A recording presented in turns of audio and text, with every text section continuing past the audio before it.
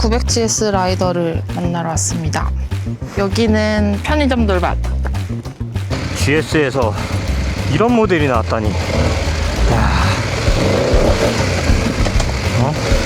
이게 GS라니.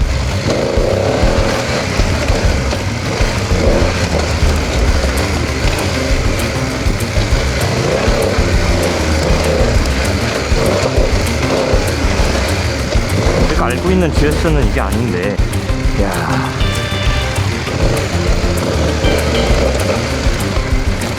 서스펜션 댐핑도 좋아졌고. 진흙 싫어.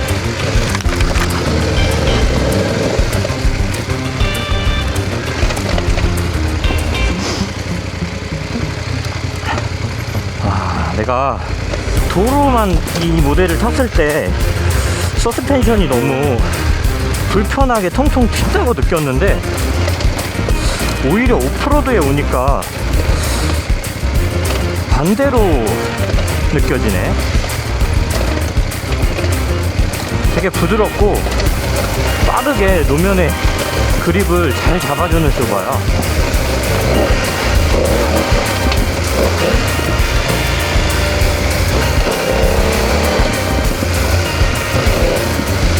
와우.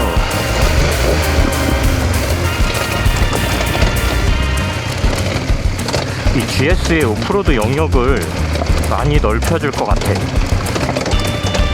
근데 도로에서 참 보기는 힘든 모델이야.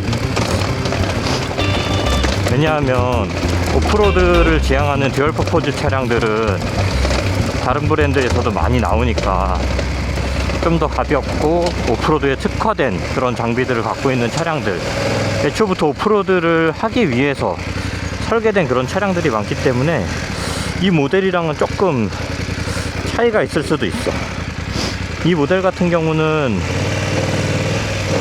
정말 그 말 그대로 GS 오프로드만을 위한 게 아니고 온로드 세팅도 어느 정도 가지고 있어. 그래서 뭐 다른 브랜드랑 비교하면 엔진의 회전 질감이나 이런 것들,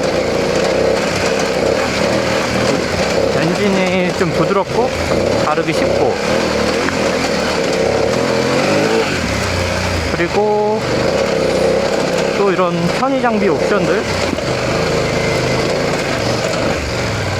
BMW가 지향하는 그런 프리미엄 멀티퍼포즈 이미지를 그대로 구현하고 있지.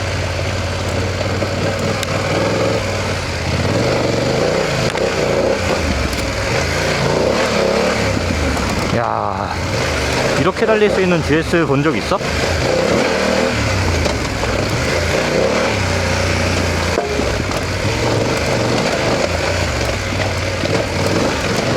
아니, 이거보다 더 빨리 막 달릴 수는 있는데 지금 이렇게 편하게 이런 코스를 이렇게 편하게 탈 수 있는 건 GS 중에 얘가 최고 아닐까.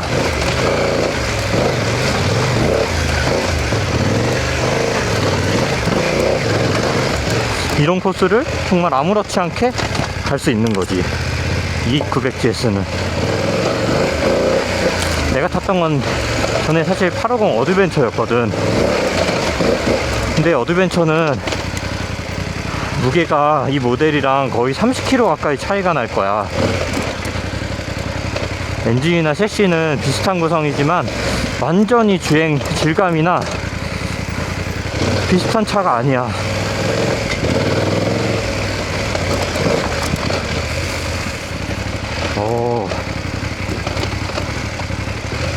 날씨도 좋고 바이크도 가볍고 편하고.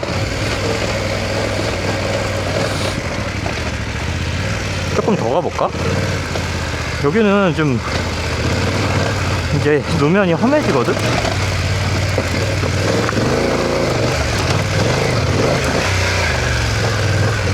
노면이 험해져서 여기까지 안 올라 그랬는데,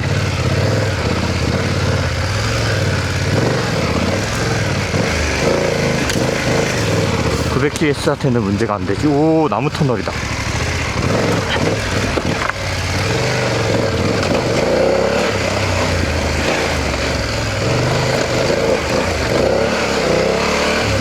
우와,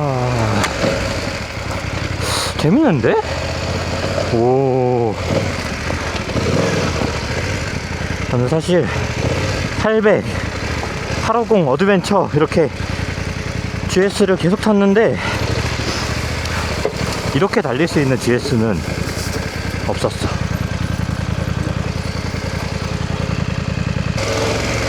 오늘 잠깐 나와서 오프로드를 짧게 시승해 보는 거여서 멀리 가려고 나온 건 아니었는데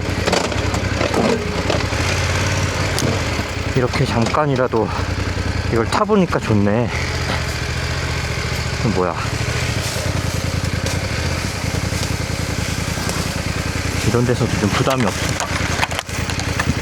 길을 잘못 들었는데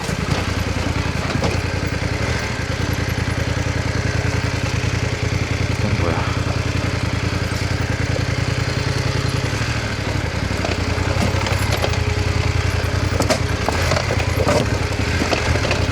문제는 언더가 조금 닿네. 근데 내가 언더를 좀 튜닝하면서 기존 언더커버보다 더 아래쪽에 위치하게 달아놨거든. 그래서 조금 더 달 거야.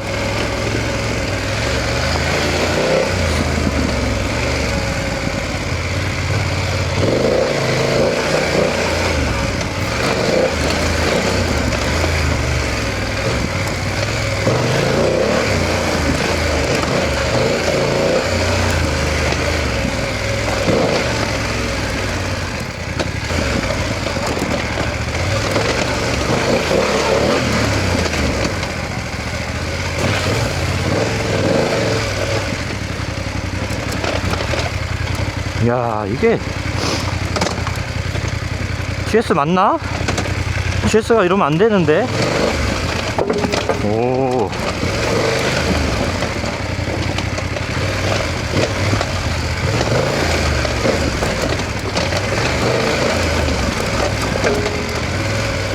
야, 어느 정도 속도를 내도 불안함 없이 경쾌하게 돌아가니까 이게 스탠딩 했을 때 핸들바, 스텝 이 지금 위치가 상당히 가깝게 느껴지거든. 사실 앉았을 때는 이게 너무 멀어. 이 사이 간격이 너무 멀어서 내가 거의 앉았을 때는 팔을 피고 주행해야 돼. 그래서 나는 그게 되게 이상하다고 느꼈는데 지금 900GS 같은 경우는 스탠딩 했을 때는 어떤 포지션의 이질감을 찾을 수가 없어. 그냥 오프로드 모델 내가 원하는 대로 해주는 그냥 그런 오프로드 모델을 타고 있는 것 같은 그런 포지션이야. 그리고 기어비 같은 경우는 좀 넓은 편이야.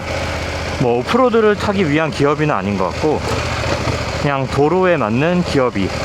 그래서 뭐 오프로드를 타거나 아주 저속 구간에서 클러치를 많이 쓸 일이 있으면 대기하는 조금 바꿔야 될 가능성도 있는 것 같아. 근데 험로를 타지 않고 그냥 일반적인 주행을 하면 이런 인도에서는 거의 뭐 2단 3단으로 끝나기는 해.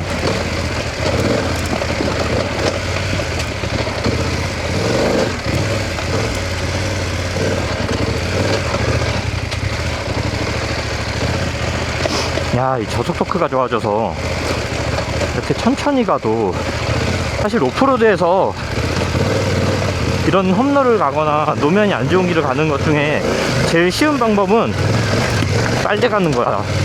멈추지 않고 빨리 가면 이런 요철들을 다 넘어갈 수 있으니까. 이렇게 지금 느리게 가면 더 어려워.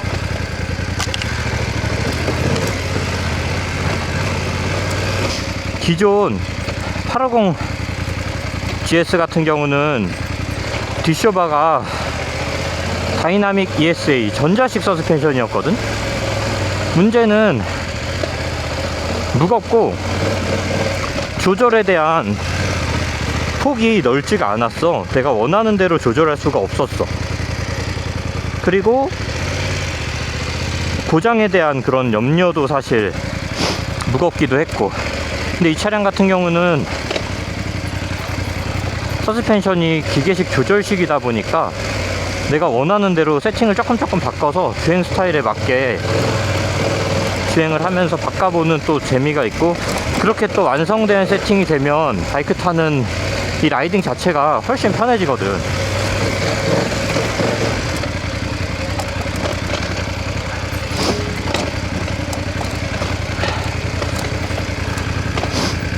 지금도 서스펜션 조정이 왜 필요하냐면, 이런 내리막을 내려갈 때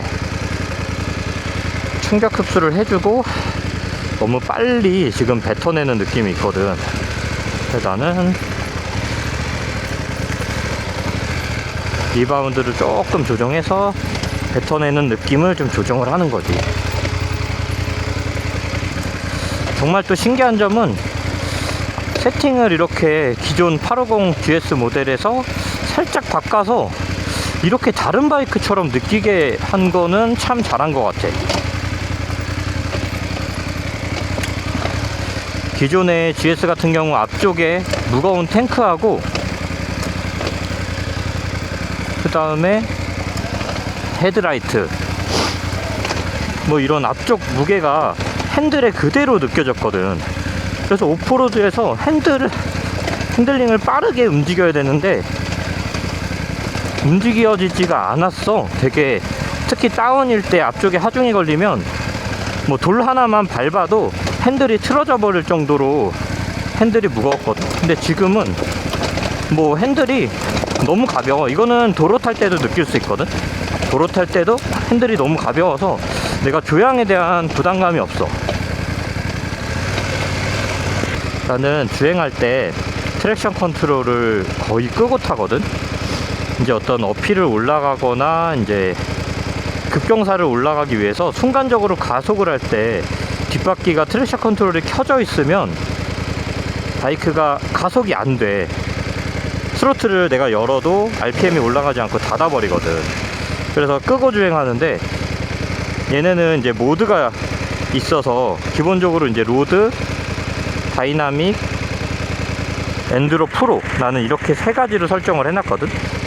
다른 모드도 이 항목에 추가할 수도 있는데 내가 쓰는 모드를 이렇게 세 가지로 꺼내놨어.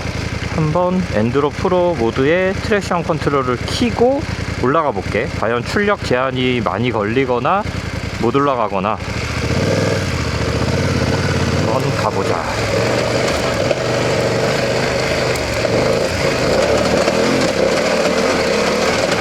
와, 아니 이거 나보다 제어를 더 잘하는데?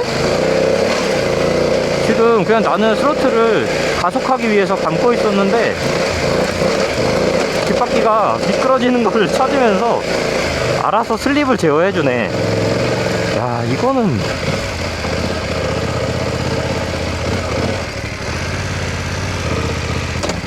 나쁘지 않네. 트랙션 컨트롤을 킵시다. 와, 오히려 더 안정적으로 올라가는 것 같아. 내가 신경 쓸 게 없어. 이게 내가 트랙션 컨트롤을 켜고 내가 트랙션 컨트롤을 끄고 주행하면 가속을 할 때 노면에 따라서 뒷바퀴가 헛돌게 되거든. 그립이 안 나오는 곳에서 RPM이 상승하고 뒷바퀴가 과하게 헛돌면서 사실 차체가 좌우로 막 요동을 치기도 하고 슬립이 나. 근데 사실 오프로드에서 그렇게 슬립이 나는 거를 잡으면서 제어를 하면서 타는 게 재미기도 하고 그런 게 필요한 순간이 많긴 한데, 그냥 내가 이렇게 올라가는 게 목적이라면 굳이 끄지 않고도. 우와, 지금 계기판에 깜빡깜빡 거리잖아. 이게 지금 뒷바퀴에 슬립을 제어하고 있는 거야. 내가 갑자기 가려고 가속을 확 해도 안정적으로 구동력을 연결해주네. 아, 그렇지. 이런 게 필요하거든. 자, 저토토크가 얼마나 좋냐 하면 이렇게 한 손을 놓고 이런 데를 타도 부담이 없는 정도. 계속 가려는 힘이 좋아. 이럴 때는 잡아줘야 돼.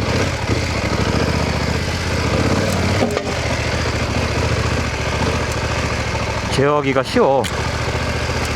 이게 이제 완전 오프로드를 타기 위한 듀얼 바이크와 좀 도로 타는 거를 이제 염두에 준 그런 세팅인데, 이 저속 상황에서 다루기 쉬운 이 부분은 참 좋지.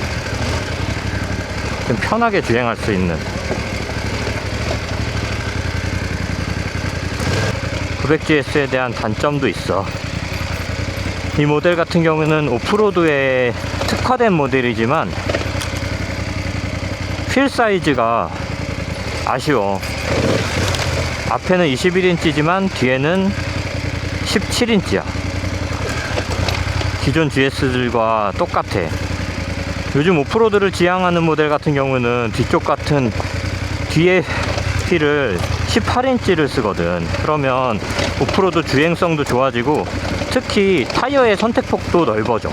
그리고 KTM 같은 경우는 따로 파워 파츠, 거의 뭐 엔드로 사이즈 오프로드 전용 타이어를 낄 수 있는 휠까지 같이 판매를 한단 말이지.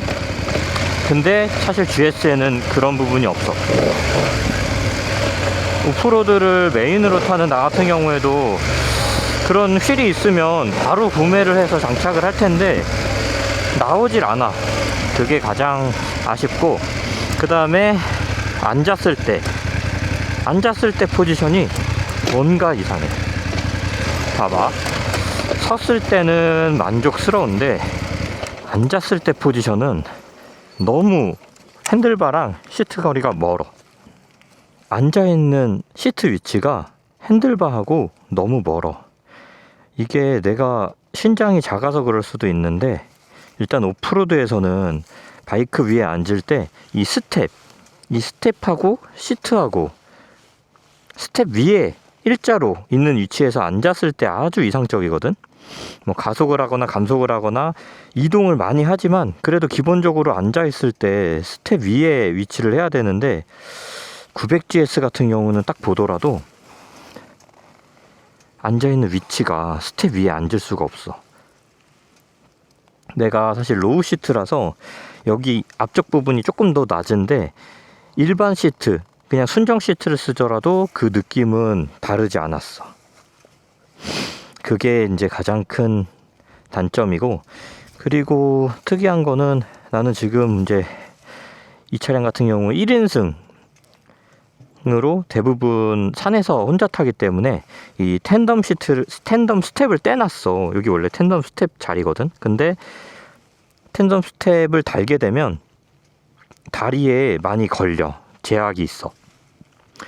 그리고 또 다른 단점은 연료통이 약 한 14리터밖에 안 돼. 그래서 분명히 기름을 가득 채우고 주행을 하면 얼마 타지 않아서 기름 게이지가 뚝뚝 떨어지면서 주유공 구동이 들어와.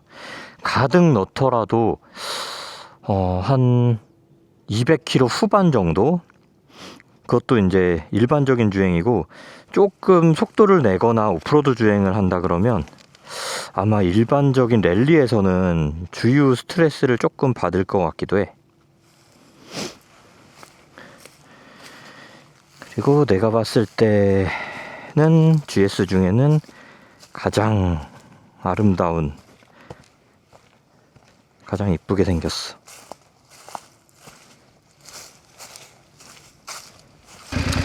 또 한 가지, 900GS는 두 가지 모델이 있어. 지금 이 차량 같은 경우가 일반적인 900GS 기본 모델이고, 900GS 엔드로 버전이 있어. 그 차량 같은 경우는 서스펜션이 완전히 달라. 앞뒤 쇼와의 상급 서스펜션이 들어간다고 하는데, 내가 지금 이 서스펜션을 만족하지는 않는데, 쇼와 서스펜션을 넣게 되면 조금 또 만족할 수 있는 그런 포인트가 될 것 같기도 해. 아쉬운 점이 조금 있거든.